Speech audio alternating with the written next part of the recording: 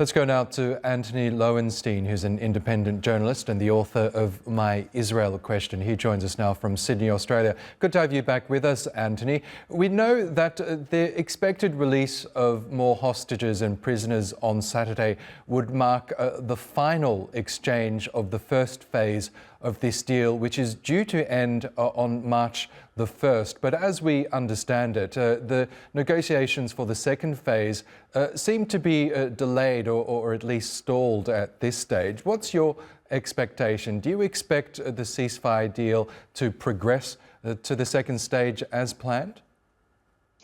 I mean, the short answer is I certainly hope so. And many of the sources that I'm speaking to within Israel, both my own sources, but also what I'm reading in some of the Israeli press, and they're being, on this case, quite honest, is that Netanyahu and the people around him do not want there to be a second phase. They are very keen to get back to the war, to continue bombarding Gaza, because part of their coalition are individuals of the far right and the most extreme, frankly, fascist Jews you can imagine, who are desperate for the war to continue. The images in the last month or so of Hamas fighters essentially re-emerging, being dressed in their fatigues, still standing, still alive, still controlling vast parts of Gaza, has really profoundly upset and angered many in Israel. Despite that, it's important to say, most public opinion polls in Israel amongst the Jewish population want the hostages to all come home, talking about the Israeli hostages now.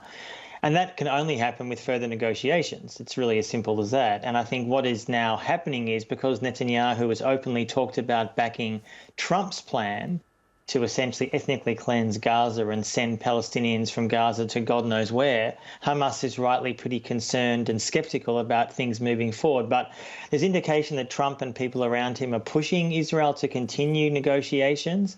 But I would not be surprised if there are many bumps along the road. Yes, so we know Donald Trump has weighed in with what's considered to be quite a bizarre and controversial proposal that calls for emptying out Gaza of its original inhabitants, the Palestinians, seizing control of the territory and rebuilding it. What's more, he says he won't allow those Palestinians to return once the enclave is rebuilt. I mean, what sort of impact do you think is that proposal and his doubling down on that plan having on the prospects of a longer lasting peace, do you think? Well, profoundly problematic, to put it mildly, including friends of mine from Gaza who I've spoken to, or friends of mine who have families still in Gaza. And obviously there's no doubt that many people are desperate for education and healthcare and other kind of services, most of which are not available in Gaza. But the idea of leaving or being forced to leave, and essentially when Israel or Trump talks about voluntary migration, well, if you destroy Gaza, it's not exactly voluntary if you're telling people to leave. That many of them say, we refuse to go. We refuse to leave, regardless of where those offers may appear. And right now, of course, there are no Arab states or beyond that have offered any kind of safe haven, temporarily or permanently. Look, in some ways, when Trump announced this, whenever it was, 3 weeks ago, this was really a far-right Israeli dream. I mean, the Israeli right has said for decades that their vision is to have as few Palestinians in Gaza, in the West Bank, and frankly, Israel as possible. This started in 48, continued in 67, has now continued again in 2023, 24, and now where we are in 25. And this is done incrementally. It's not done overnight. It's not done in one go. And Israel has openly said, Netanyahu, many members of his government, and frankly, there's been public opinion polls in Israel, a majority of Israeli Jews, a majority, support the idea of this policy. Yes, they want their hostages home, but they also support this policy, and I would argue both can't happen. And so what does it do? It shows to many around the world, supporters of Palestine, Jews such as myself, who are shamed and outraged by this Israeli proposal, backed, I might add, by some Jewish groups globally, particularly in the US, opposed by others, that this is not the way to resolve this issue. You forcibly remove Palestinians from the land to bring in, I presume, settlers and redevelop the territory. So it is a profoundly worrying moment, and no one who has any sense could wholly trust Trump or Netanyahu at this time.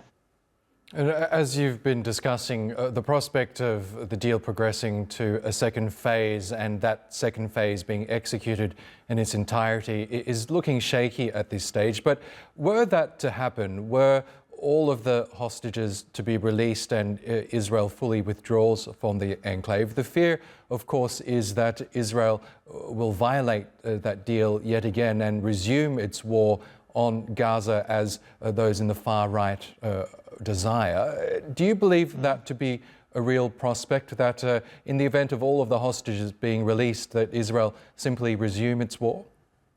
Oh, it's a real risk. And as you say, when the hostages are home, the ones that are alive or dead, then my sense is that Israel would get 110% support from the White House to do, frankly, whatever they want to Gaza, when the vast, vast majority of Palestinians will still be in Gaza. We're talking about months away, not years away. That is a profound fear of mine, and it's mirrored by what's happening in the West Bank, which is an increasing Gazification of the West Bank, various parts of the West Bank, Jenin, Tulkarem and elsewhere. One only has to look at the images to see that there is an attempt to destroy those areas as much as possible for Palestinians. So without any kind of major global power centre to challenge Israel, which is not happening, frankly, for much of the Arab world, or the EU. The EU is now consumed with Ukraine and Trump and Russia. Yes, they've expressed, some European states such as Spain have expressed opposition to what Trump and Israel is proposing, but they're quite politically weak. I am concerned, and many Palestinian friends of mine are worried about what could happen in Gaza and, frankly, the West Bank in the coming months and years. Without international pressure, sanctions, boycotts, etc., this situation will not change. We know in response to Donald Trump's controversial plan to depopulate Gaza, Arab states have scrambled to come up with an alternative proposal. Egypt says it has one in the works. Do you think, in the face of what Donald Trump is proposing, that we might see some sort of unity among Arab states when it comes to the Palestinian cause, a unity that really had been lacking in recent years?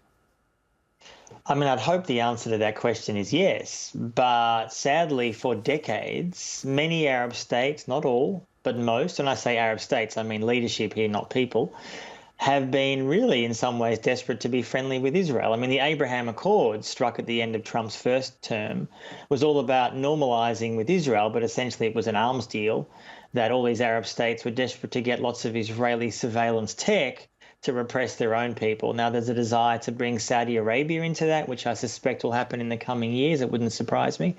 Look, there needs to be a united Arab front, but that united Arab front cannot be normalising with Israel, cannot be normalising with a state that has killed just insane amounts of Palestinians and Lebanese and also Syrian and beyond, and Iranian for that matter.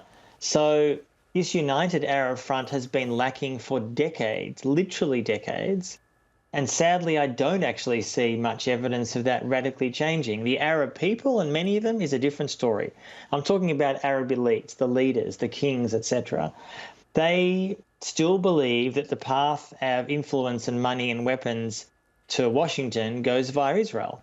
And history would sadly suggest in the recent decades that they're right.